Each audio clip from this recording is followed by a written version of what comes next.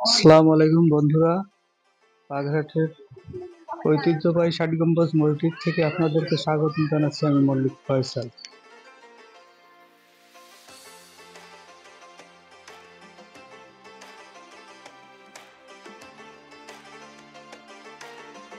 ঐতিহ্যবাহী ষাট গম্বুজ মসজিদে প্রবেশ করতেই প্রয়োজন হবে টিকিটের, তাই টিকিট কাউন্টারের দিকে অগ্রসর হচ্ছি। এখন টিকিট কাউন্টার থেকে টিকিট সংগ্রহ করলাম। বাংলাদেশি নাগরিকদের জন্য প্রতিটি টিকিটের মূল্য ৩০ টাকা করে, আর বিদেশি পর্যটকদের জন্য ৫০০ টাকা করে।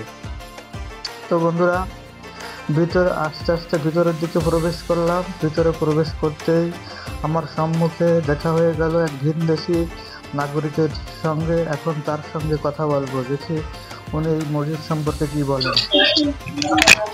How are you? I'm fine, thank you. Where are you from? I'm from Norway. In this place, your feelings? Yeah, it's a very nice place. It's a special that is so very old. So many old, very nice. So it's very nice mosque, and all this area very nice. You say something for my audience. Yeah, because I like Bangladesh a lot. I've been there 10 times. I come back and back and back and back because I love the country and the people are so friendly. I come back. How many time you visit in this mosque? No, first time today. First time. Yeah. Because we are staying in Dhaka for 3 weeks and we come down to Mongla, back and around with my friend. Thank you so much. মসজিদের main gate দিয়েই মসজিদের সীমানা চত্বরে প্রবেশ করলাম। বন্ধুরা, এই সেই ঐতিহ্যবাহী মসজিদ, যে মসজিদটিকে কেন্দ্র করে গোটা শহরটি ঐতিহ্যবাহী স্থানে পরিণত হয়েছে। এটি হযরত খাজা খানজান আলী রহমতুল্লাহ আলাইহি নির্মাণ করেন, এ ব্যাপারে কোনো সন্দেহ নাই। তো বন্ধুরা, আস্তে আস্তে আমরা ভিতরের দিকে প্রবেশ করলাম। এখন ভিতরের দৃশ্যগুলো আপনাদেরকে দেখানোর চেষ্টা করব। মসজিদের ভেতরের পশ্চিম দেওয়ালে 10টি মেহরাব আছে। মাঝের মেহরাবটি আকারে বড় এবং কারুকাজ মণ্ডিত। এই মেহরাবের দক্ষিণে 5টি এবং উত্তরে 4টি মেহরাব রয়েছে। দক্ষিণ পাশ থেকে মেহরাবগুলো আস্তে আস্তে আপনাদেরকে দেখাবো।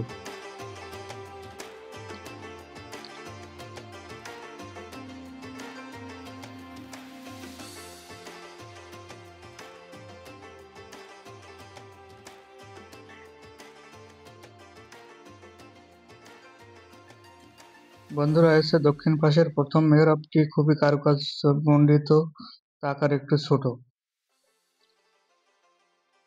এটা হচ্ছে দ্বিতীয় মেহরাব।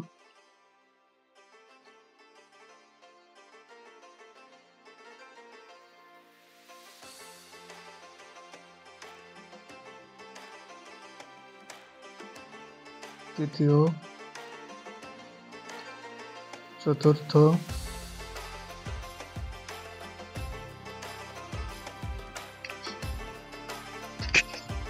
পঞ্চম। বন্ধুরা, এই হচ্ছে সেই মূল মেহরাব, যেটি আকারে বড় এবং কারুকার্য মণ্ডিত। এখানেই নামাজ পরিচালনা করা হয়। বন্ধুরা, এই মেহরাবটির পাশে একটি দরজা রয়েছে। ধারণা করা হয় এইখান থেকে খাজা খানজান আলী রহমতুল্লাহ আলাইহি তার দরবার কাজ পরিচালনার জন্য এই দরজা ব্যবহার করতেন। বন্ধুরা, এটি উত্তরের দিকে প্রথম মেহরাব,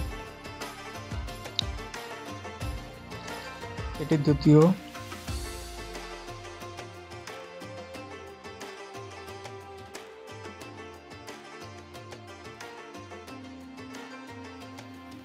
এটি তৃতীয়,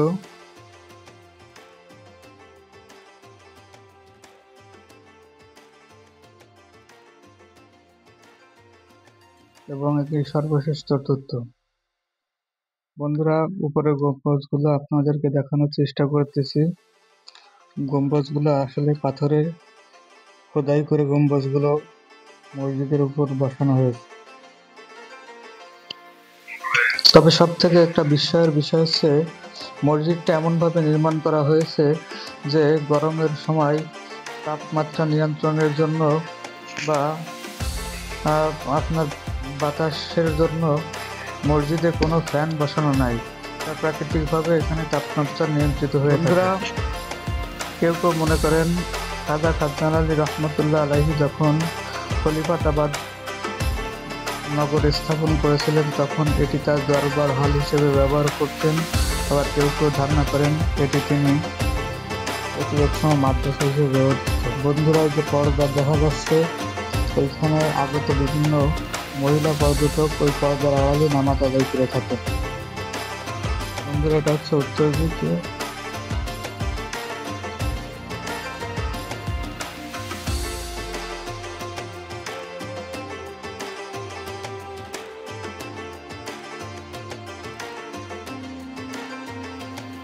বন্ধুরা, মসজিদের ফ্লোরে কোনো প্রকার টাইলস বা কোনো প্লাস্টার নাই, কিন্তু আসলে আপনার দেখে মনে হবে যে কোনো নান্দনিক টাইলস এখানে স্থাপন করা আছে, এরকম চকচক করতে থাকে।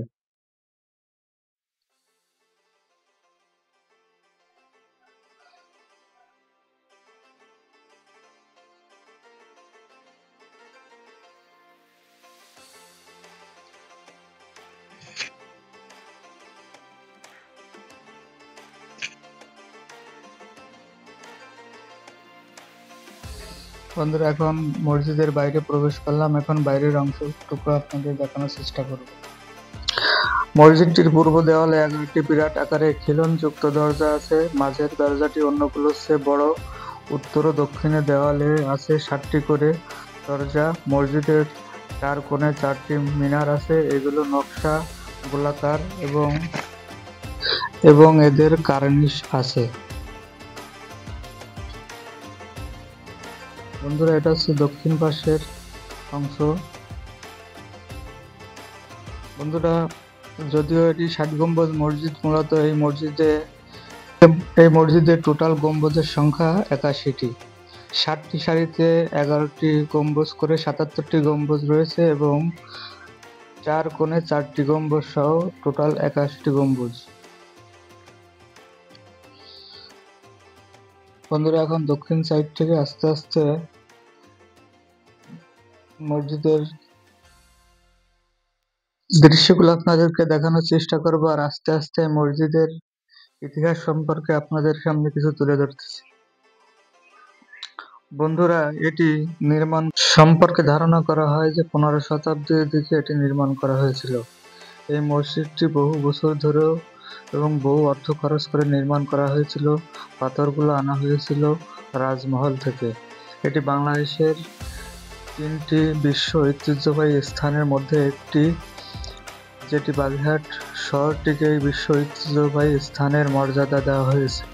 1983 খ্রিস্টাব্দে ইউনেস্কো এই সম্মাননা প্রদান করে। মসজিদটি উত্তর পশ্চিমে বাইরের দিকে প্রায় 160 ফিট ও ভিতরের দিকে প্রায় 143 ফিট লম্বা।